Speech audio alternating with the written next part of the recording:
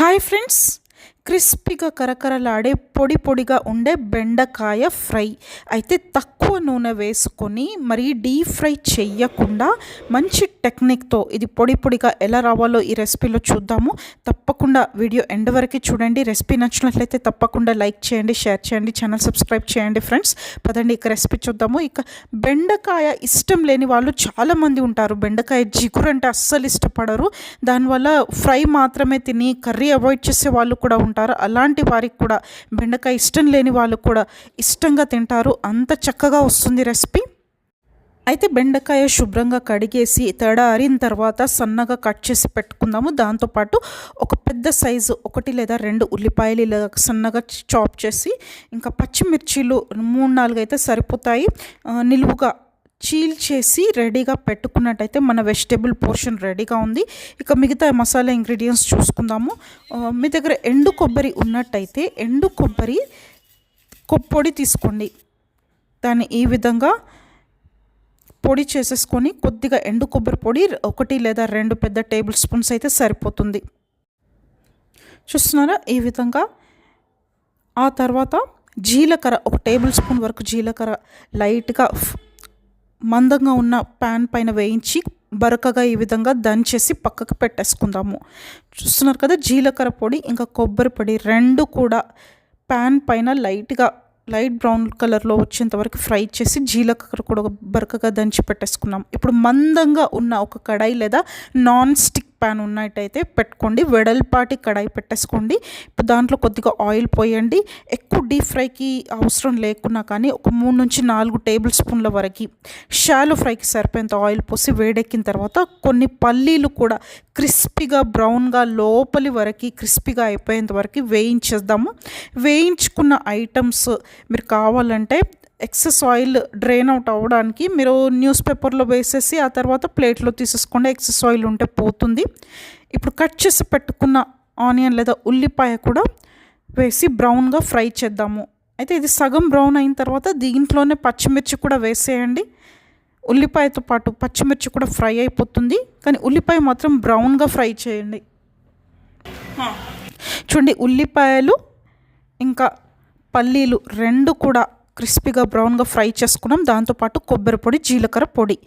ఇప్పుడు అదే నూనెలో మనం సన్నగా తురిమేసి పెట్టుకున్న బెండకాయ అయితే ఒకేసారి మొత్తం బెండకాయ ఫ్రై చేయకండి, కొద్దిగా ఫ్రై చేయండి. అంటే ఒక సగం చేసేసి ముందుగా సగం బెండకాయ ఫ్రై చేసిన తర్వాత తీసేసి ఆ తర్వాత మిగిలిన సగం వేసుకుంటే సరిపోతుంది.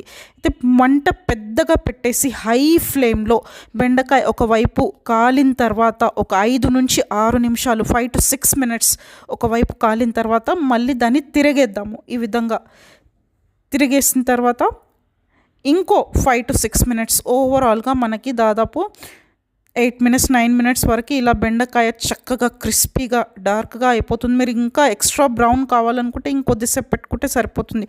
చూస్తున్నారు, మన ఆయిల్ చాలా డీప్ ఫ్రైకి సరిపోయేంత ఆయిల్ ఎక్కడ పోసుకోలేదు, కొద్దిగానే పోసుకున్నాం. అయినా కానీ మందంగా ఉన్న కడాయిలో బెండకాయ సగంగా వేయించుకుంటే కొద్దిగా వేయించుకుంటే తక్కువ నూనెలో హై ఫ్లేమ్లో ఒక 5 minutes ఫ్రై చేసుకుంటే ఇలా చక్కగా ఫ్రై అయిపోతుంది. ఇప్పుడు ఎక్సెస్ ఆయిల్ మీరు తీసేయడానికి కావాలంటే న్యూస్ పేపర్లో వేసి ఆ తర్వాత ప్లేట్లో తీసేసుకోవచ్చు. సగం బెండకాయ మనం వేసేసుకున్నాము. చూస్తున్నారా, ఉల్లిపాయ పల్లీలు దాంతోపాటు బెండకాయ కూడా పొడిగా ఫ్రై చేసిన తర్వాత ఇప్పుడు ఇంకా మిగిలి ఉన్న సగం బెండకాయ కూడా వేసేసి అదే నూనెలో వేసేసి అలాగే ముందట్లాగే 5 minutes హై ఫ్లేమ్లో పెట్టి చూడండి ఎంత పొడిగా వచ్చిందో. తక్కువ నూనెలో అది కూడా 5 minutes హై ఫ్లేమ్లో పెట్టి అది మగ్గిన తర్వాత 5 minutes తిరిగేసి మళ్ళీ మగ్గించాలండి. చూడండి, కరివేపాకు నా దగ్గర పొడిగా ఉన్న ఎండు కరివేపాకు ఉంది, వేసుకున్నాను. మీ దగ్గర ఎండు కరివేపాకు లేకపోయినా పచ్చి కరివేపాకు అయినా అని బెండిలో వేసేయండి. దాంతోపాటు బెండకాయ మగ్గిన తర్వాత జింజర్ గార్లిక్ పేస్ట్ లేదా అల్లం వెల్లుల్లి ముద్ద కూడా దీంట్లోనే వేసి ఫ్రై చేయండి. కరివేపాకు అల్లం వెల్లుల్లి ముద్ద పచ్చితనం పోయి చక్కగా బెండకాయతో పాటు క్రిస్పీగా ఫ్రై అయిపోయింది. చూస్తున్నారా, మనకు అన్నీ దాదాపు రెడీగా ఉన్నాయి. బెండకాయ, పల్లీలు, ఉల్లిపాయలు అన్నీ రెడీగా ఉన్నాయి. ఇప్పుడు దీంట్లో మనం పొడి చేసి పెట్టుకున్న జీలకర్ర ఇంకా కొబ్బరి పొడి కూడా వేసుకోవాలి.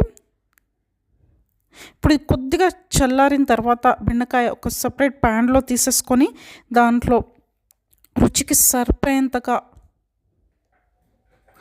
ఉప్పు, పసుపు, కారం పొడి, ధనియాల పొడి ఈ 4 ఇంగ్రీడియంట్స్ వేసేయాలండి. బెండకాయ ఇంకా బ్రౌన్ ఆనియన్స్, ఉల్లిపాయలు 2 మిక్స్ చేసి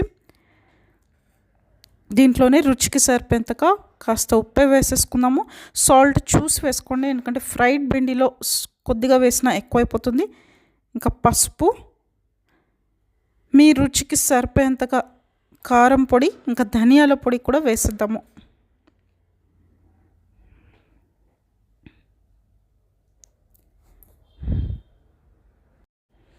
ఇప్పుడు కొన్ని ఆప్షనల్ మసాలా ఇంగ్రీడియంట్స్ మీకు ఇష్టం ఉంటేనే వేసుకోండి. గరం మసాలా, కొద్దిగా గరం మసాలా పొడి మీకు ఇష్టం ఉన్నట్టయితే వేసుకోండి, లేదంటే మీరు గరం మసాలా స్కిప్ చేయొచ్చు. నేనైతే కొద్దిగా వేసుకుంటాను గరం మసాలా. దీంతోపాటు మీ దగ్గర ఉన్నట్టయితే రెడీమేడ్ చాట్ మసాలా పౌడర్ మీకు మార్కెట్లో ఈజీగా అవైలబుల్ ఉంటుంది. చాట్ మసాలా పౌడర్ వేయడం వల్ల ఇంకా ఎక్స్ట్రా టేస్ట్ వస్తుంది. కొద్దిగా సగం టీ స్పూన్ వరకు చాట్ మసాలా పౌడర్, ఇంకా ఆమ్చూర్ పౌడర్ అంటే డ్రై మ్యాంగో పౌడర్, ఇది కూడా మార్కెట్లో ఈజీగా అవైలబుల్ ఉంటుంది. అయితే ఇది చిటికెడైతే సరిపోతుంది. ఇది చాలా స్ట్రాంగ్గా ఉంటుంది, చాలా పులుపు ఉంటుంది. డ్రై మ్యాంగో పౌడర్ మీ దగ్గర లేనట్టయితే నిమ్మరసం పిండుకోండి. పైనుంచి నిమ్మరసం చూస్తున్నారు కదా. ఉప్పు, పసుపు, కారం, ధనియా పొడి, జీలకర్ర పొడి, అల్లం వెల్లుల్లి ముద్ద కూడా ఫ్రై అయ్యేటప్పుడు వేసుకున్నాము. దాంతోపాటు కొద్దిగా గరం మసాలా పొడి, ఇంకా పైనుంచి నిమ్మరసం ఉన్నట్టయితే నిమ్మకాయ ఉన్నట్టయితే నిమ్మరసం పిండుకోండి, కొద్దిగా నిమ్మరసం పిండుకోండి. ఒకసారి టేస్ట్ చేసి చూద్దాం. వావ్, చాలా టేస్టీగా ఉంది. ఆఖరిలో మనం ఇక్కడ తీసి పెట్టుకున్న పల్లీలు, ఫ్రై చేసి పెట్టుకున్న పల్లీలు, కొబ్బరి పొడి, జీలకర్ర పొడి కూడా వేసేద్దాం. ఇది లాస్ట్లో వేయండి. కొబ్బరి పొడి, పల్లీలు లాస్ట్లో వేసి మిక్స్ చేయండి. దీనివల్ల ఎక్స్ట్రా ఫ్లేవర్ వస్తుంది.